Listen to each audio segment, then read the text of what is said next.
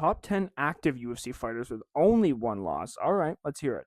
Start off at number 10, you got Loner Kavanaugh. I gotta be 100% honest. Call me casual if you like.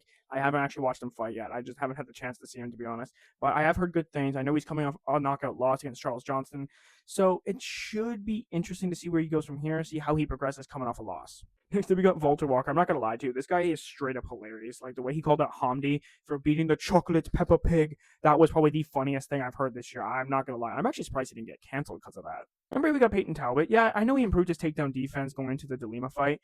The only thing I'm going to be concerned about is how is that going to hold up against a guy like Henry Cejudo. I want to hold off on any sort of hype train and wait and see how he fights against Henry first because he was taken down and controlled by Tony Barcelos. And I don't want to say Barcelos is a bad fighter or anything, but Henry Cejudo is a much better wrestler. So we'll see.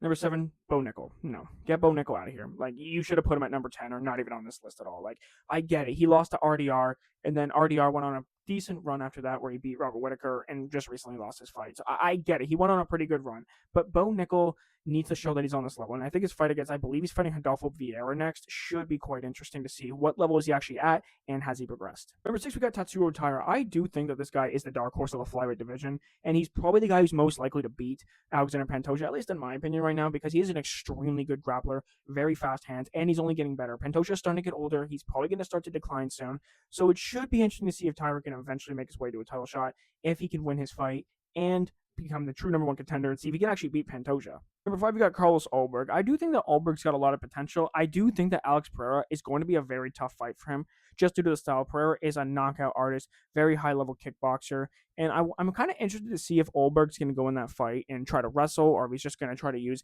his counter-striking game. Like, he had a very tit-for-tat fight with a guy like Jan Blachowicz, and I'm not trying to do MMA math or anything, but I do think that Jan Blachowicz, at his current age, should not have done as well as he did. That's not a good sign going to a fight with Alex Pereira.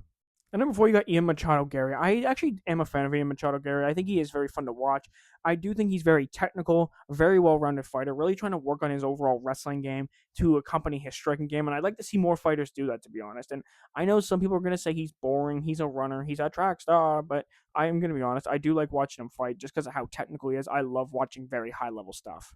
At number 3, we got Umar Nurmagomedov, the number 1 contender for after Merab versus Yan 2. It'll be very interesting to see if he can adjust his cardio and his pacing. I don't think he's good enough to beat Merab just simply due to the cardio, but I'm very interested to see what he does. Number 2, Sean Brady. He should be the one getting the next title shot. I gotta be honest with you. I don't like the whole Islam Makhachev business, but I get it. It's a business. They gotta make the money.